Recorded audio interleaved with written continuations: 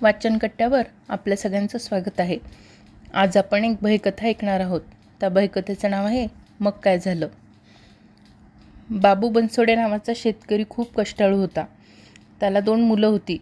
त्याच्या मुलांइतकेच आपल्या जनावरांवर देखील प्रेम होते. त्याच्याकडं हरण्या आणि भेकऱ्या नावाची बैलजोडी होती. तसेच गंगी नावाची एक म्हैस होती. बाबू सकाळी शेतावर जाताना हरण्या आणि भेकऱ्या या बैलांसह गंगीला सुद्धा चरण्यासाठी नेत होता. म्हैस चरत राही.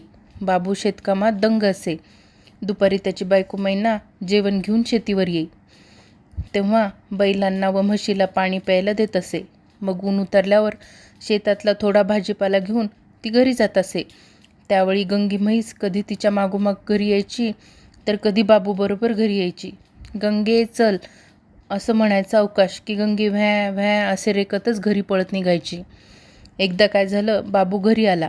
त्यानं गोठ्यात हरण्या आणि भेकऱ्याला दावणीला बांधलं व त्यांच्या पुढं वैरण घातली. पण गंगा गोठ्यात दिसलीच नाही. तसा बाबू घरात येऊन बायकोला म्हणाला, काय गं मैना, गंगा कुठे? अहो, मला वाटलं तुमच्याबरोबर घराला येईल, म्या तिला आणलीच नाही. अगं, पण संध्याकाळी गंगी शेतात नव्हतीच. मला वाटलं ती तुझ्या मागं घरी आली असेल.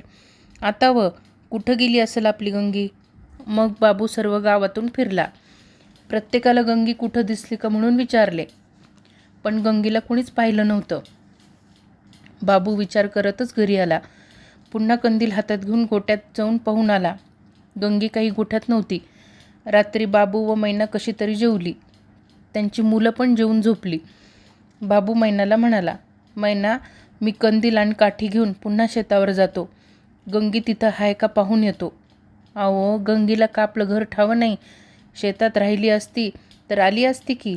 मला वाटतं तिला कुणीतरी पळवली असेल. मी जाऊन पाहूनच येतो मैने. गंगी दिसल्याशिवाय मला चैनच पडायचा नाही. उद्या मुलांना दूध कुठून देणार तू? अहो, रात्र खूप झाली, त्यात अमावस्या, आभाळात चांदणं पण नाही. नका जाऊ, मैना काकुळतीनं म्हणाली. पण बाबू ऐकेच ना. त्यानं कंदील आणि काठी घेतली व शेताकडे निघाला. त्याच्या पायातल्या चामड्याच्या चपला कराकरा वाजत होत्या. तसेच रातकिडेही करकर आवाजात ओरडत होते. झाडावर घुबड गुदकारत होते. अंधाऱ्या रात्रीच्या काळोखात वटवाघळानं फडफड आवाज करत झाडावरून उठत होती. झाडावरचा वाळलेला पाचोळा पायवाटेवर पसरलेला होता. वाळकी झाडाची पाने त्या पायाखाली आली की चरचर वाजत होते. एखादा नाग सळसळत त्या पाचोळ्यातून जाई. त्याचा कानोसा घेत बाबू काठी आपटत गंगे असा आवाज देत पुढे चालला होता. बाबू शेतात आला. त्यानं गंगीला हाक मारली, पण म्हशीनं व्हॅ असा आवाज दिला नाही. सगळीकडं काळा मिट्ट अंधार होता. कंदिलाचा उजेड पायापुरताच पडला होता. बाबूनं आपलं शेत शोधलं. गंगी कदाचित पाणी प्यायला नदीवर गेली असेल म्हणून तो नदीवर आला, पण तिथंही गंगी दिसली नाही. रात्र क्षणाक्षणाने वाढत होती. त्यात थंडीचे दिवस. बाबूलाही हुडहुडी भटल्यासारखं झालं. तेवढ्यात एक दूरवर रस्त्याकडेला एक त्याला झोपडी दिसली. तेथं कोणीतरी शेकोटी करून शेकत असलेली एक मानवी आकृती बाबूला दिसली. त्या झोपडीत जाऊन गंगीची चौकशी करावी म्हणून बाबू चालू लागला. बाबू कितीतरी वेळ नदीकाठानं चालत होता, पण पायवाट संपतच नव्हती. बऱ्याच वेळानं तो रस्त्याकडेच्या त्या झोपडीजवळ पोहोचला. तेथे शेकोटीजवळ एक वयस्क माणूस पेंगत शेकत होता. शेकोटी चांगलीच रसरसलेली होती. त्या वयस्कानं अंगाभोवती घोंगडी लपेटून घेतली होती. बहुधा त्या वयस्काच्या पाठीला पोक असावे, कारण पाठीचा भाग घोंगड्यातूनही वर आलेला दिसत होता. रस्त्यातून 25-30 पावलं आत ही झोपडी होती. बाबू त्या शेकोटीजवळ बसला. त्यानं जरा लांब आपला कंदील आणि काठी ठेवली. त्यालाही थंडी वाजत असल्यामुळं त्यानं शेकोटीवर हात धरले व उलटे पालटे केले. मग बाबू धीर करून म्हणाला, अहो मामा, तुम्ही माझी म्हैस पाहिली का? तिच्या शेपटीचा गोंडा पांढरा आहे बघा. पण म्हैस तर काळी आहे ना. डोळे न उघडताच तो वयस्क बोलला, म्हैस काळीच असते की मामा. बाबू हसून म्हणाला, आता रात वाढली या, अमावस्या आहे. इथं भूताकेताचा वावर असतो. उजेडेपर्यंत इथंच थांब, उजडल्यावर जा. तो वयस्क डोळे उघडून म्हणाला, बरं, तसंच करतो म्हणत बाबू निवांतपणे 2 पायावर बसला. थंडी लई पडणार बघ, त्या वयस्कानं बोलायला सुरुवात केली. होय, असंच वाटतं. थंडी पडली की आंब्याचा मोहर गळून जातो, ज्वारीवर चिकटा रोग पडतो, लई नुकसानी होती शेतकऱ्याची. पुन्हा तो वयस्क म्हणाला. देवाची मर्जी, निसर्गाच्या पुढं कोण जाणार? बाबू बोलला. असं कसं म्हणताय? अहो, निसर्गाच्या पुढं बी जाणार माणसं आहे ती, मरून बी दुश्मनी साधाया बघतात. तुम्हाला राम आणि श्याम टेकाडे यांची झालेली मारामारी हाय का माहीत? वयस्कानं विचारलं. नाही बुवा. राम आणि श्याम अगदी राम लक्ष्मणासारखी भावाभावाची जोडी होती. राम थोरला होता आणि धाकला श्याम. राम रात्रंदिवस शेतात राब राबायचा, पण धाकल्या श्यामला शिकवायचा. राम अडाणीच आणि अंगठे छाप राहिला. त्यांची आई वडील मेलं होतं. रामच बापासारखा मोठ्या मनाचा झाला. या रामची बायको पण सीतेसारखीच. तिनंही श्यामला लई जपला. श्याम शिकत राहिला, पुढं शाळा मास्तर झाला. एवढं बोलून तो वयस्क थांबला. पुढं? बाबूनं विचारलं. थांबा हो, कोणीतरी आणखीन इकडं येतंय बघा. मला दिसत नाही, कुठे कोण? बाबू असं म्हणत असतानाच एक शर्ट पॅन्ट घातलेला व हातात सुटकेस घेतलेला एक इसम शेकोटीजवळ आला आणि सुटकेस जमिनीवर ठेवून त्यावर बसला. हा असा एकदम कुठून आला ते डोळ्यात धूर गेल्यामुळं बाबूला कळलंच नाही. कवा आलास? हे काय आत्ताच, तो नवा आलेला इसम म्हणाला आणि तोही शेकू लागला. बाबूला श्याम आणि रामची कथा ऐकायची घाई झाली होती. तो म्हणाला, सांगा की पुढं काय झालं? तर श्यामराव मास्तर झाला. राम शेती बघत होता, श्यामला पैसा पुरवत राहिला. श्यामनं मग शेती आधुनिक पद्धतीनं करायची ठरवली.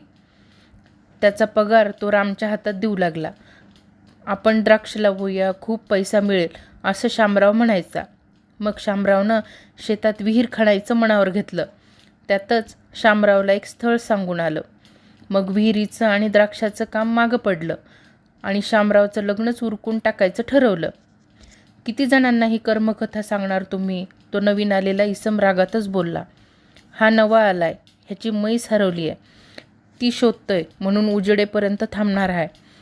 मग मी चलतो, झालं गेलं विसरून जावा हे सांगायला आलो होतो, असं म्हणून तो नवा आलेला माणूस उठून निघून गेला. त्याची सुटकेस मात्र तेथेच राहिली. अहो, ती सुटकेस विसरून गेला की? बाबू म्हणाला. तो परत येईल, कुठं जाणार जाऊन? तो वयस्क म्हणाला.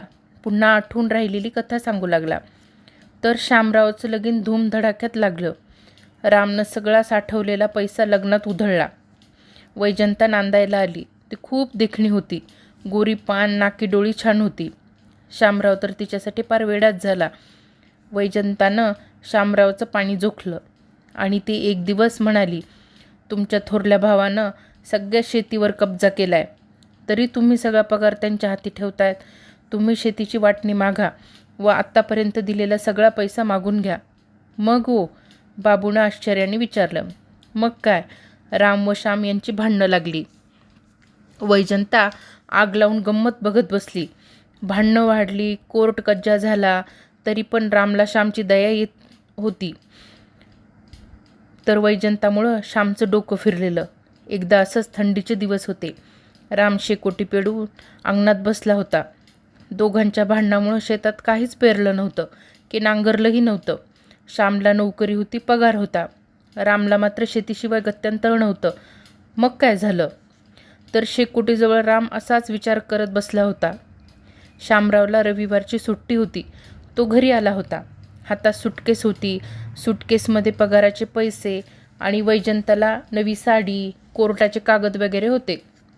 रामराव त्याच्याशी बोललाच नाही. वैजंता भावाभावात आग लावून माहेरी जाऊन राहिली होती. तिचं माहेर कुठं होतं? बाबूनं प्रश्न केला. ती काय, पल्याडची डोंबाळवाडी जवळच आहे, वयस्क म्हणाला. मग मग काय झालं?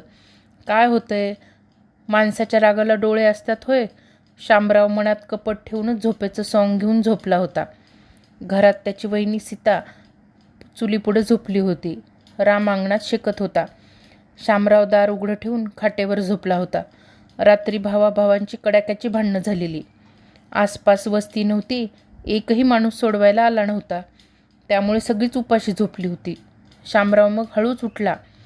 त्यानं गवत काढायचा मोठा विळा घेतला आणि चुली पुढं झोपलेल्या वहिनीकडे आला.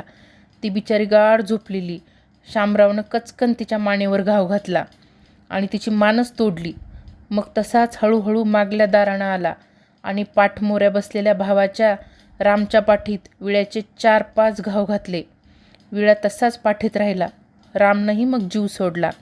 मग पुढं काय झालं? पुढं या 2 खुनाबद्दल शामरावलाही फाशी झाली. आणि ती वैजंता, अहो तिला तरी कळायला हवं होतं. कशाला भावाभावात दुश्मनी पेरायची. तिच्यामुळंच टेकाड्यांच्या घरांचं वाटोळं झालं. पुढं त्या वैजंतांनाही नदीत जीव दिला. म्हणजे घरदारच संपलं म्हणा की टेकाडेचं. बाबू दुःखानं म्हणाला. वय, माणसानं विचारानं राहावं, राग करू नये. आता उजडलं बहुतेक. चहा प्यायचं का? वयस्कानं विचारलं. नको. असं कसं? थंडी सुटली आहे. थांब, बायकोला हाळी देतो म्हणत तो वयस्क घराकडे पाहू लागला. अगं ये, उठतीस का? शेकोटीत लाकडं घालायला आणि चहा कर 3 कप. दार उघडून एक 40 वर्षाची बाई आली. तिचं सुटकेसकडं लक्ष गेलं. तिनं सुटकेस घरात नेऊन ठेवली.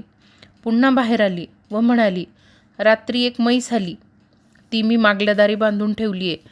ती माझीच म्हैस आहे. बाबू उत्सुकतेने म्हणाला. नेऊ का मी? तुमचीच असेल तर न्या की, ती बाई म्हणाली. तेवढ्यात तो वयस्क म्हणाला, पाहुणं, माझं एक काम कराल का? लई त्रास होतो मला. कसला त्रास? हे बघा, म्हणत त्या वयस्कानं अंगावरचं घोंगडं दूर केलं आणि त्याच्या पाठीतच विळा घुसलेला होता. तो वयस्क रडत होता. बाबू जाम भ्याला. त्या बाईनं शेकोटीतला लाकडं नाहीत म्हणून स्वतःचे पायच शेकोटीत घातले होते. बाबू बनसोडीची तर बोबडीच वळाली. तेव्हा ती बाई म्हणाली, मगाशी रागानं गेलेला तो दीर होता शामराव. तुम्ही त्यांच्या पाठीतला हा विळा काढा म्हणजे आम्ही परत येणार नाही, म्हणत ती खदाखदा हसू लागली. मग बाबूनं धीर एकवटला आणि पाठीत रुतलेला तो विळा खसकन उपसून काढला. त्याचबरोबर शेकोटी, तो वयस्क आणि ती बाई नाहीसे झाले. उजाडलं होतं. समोरचं पडकं घर उघडंच होतं. दारावर खडून लिहिलं होतं, राम टेकाडे. बाबूनं विजू आलेला कंदील हातात घेतला आणि धडधडल्या मनानं घरात गेला. जुने कपडे तसेच होते आणि एका कोपऱ्यात सुटकेस होती. त्यावर धूळ साठली होती. बाबूनं धूळ झाडली. हलक्या हातानं सुटकेस उघडली. त्यात जमिनीचे व कोर्टाचे कागदपत्र, एक नवी साडी आणि काही नोटा होत्या. बाबूनं सुटकेस हातात घेतली आणि मागच्या दाराला आला. पांढऱ्या शेपटीच्या गोंड्याची गंगी म्हैस निवांत बसली होती. बाबूची हालचाल लागताच तिनं व्हॅ असा आवाज दिला आणि उठून उभी राहिली. बाबू खुश झाला. त्यानं दावं सोडलं आणि डाव्या हातात कंदिलासह धरलं. सुटकेस उजव्या हातात घेऊन तो घराकडे निघाला. कंदील विझला होता. गंगी मागोमाग येत होती. बाबूला केव्हा एकदा घरी जाईन असं झालं होतं. सुटकेसमध्ये नवी साडी होती. पैसेही बरेच होते. शिवाय बरीच कागदपत्रंही होती. टेकाडेला कोणी भाऊबंद नव्हते. कदाचित या कागदपत्राच्या जोरावर त्यांच्या शेतजमिनीची चौकशी करता येईल असंही बाबूला वाटलं.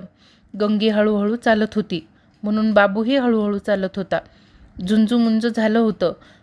तो नदीकाठानं येत होता. तितक्यात त्यांच्या समोरून एक देखणी तरुणी अंगभर दागिने मिरवत तरातरा आली. बाबू पायवाटेनं येत होता. तो जरा बाजूला झाला. तशी ती तरुणी पुढं आली आणि म्हणाली, अहो पाहुणं, कुणी बघत नाही तवर ही सुटकेस परत ज्या त्या जागी नेऊन ठेवा, नाहीतर काहीतरी लचांड मागं लागल. कसलं लचांड? अहो, आज पातोर 4-5 जणांनी ही सुटकेस नेली होती, पण त्यांना वाईट अनुभव आलं. त्यांनी ही सुटकेस परत जागच्या जागी नेऊन ठेवली. वाईट अनुभव म्हणजे? आता कसं सांगू? तुम्ही ऐकणार दिसत नाही. ही सुटकेस मला सापडली आहे. मी देणार नाही, बाबू निग्रहाने म्हणाला. तुमची मर्जी, ती तरुणी म्हणाली. एवढ्या पहाटे तू एकटीच कशी आहे नदी किनारी आणि एवढे दागिने घालून का फिरतेस? तुला चोरा चिलट्यांची भीती नाही का वाटत? बाबूनं प्रश्न केला. भीती? ती आणि कसली असती अहो? मी शामराव टेकाडेची बायको वैजंता आहे. 50 वर्ष झाली मी इथं फिरतीया, म्हणत ती तरुणी अदृश्य झाली. बाबू तर पारच गारटला. तरीही सुटकेस परत नेऊन ठेवावं असं त्याला वाटेना. त्यानं गंगीला हिसडा दिला. तिनं व्हॅ केलं. मग बाबू झपाट्याने पाऊल उचलू लागला. सकाळी तो घरात आला. अजून मुलं उठली नव्हती. मैना परसदार खराट्याने झाडत होती.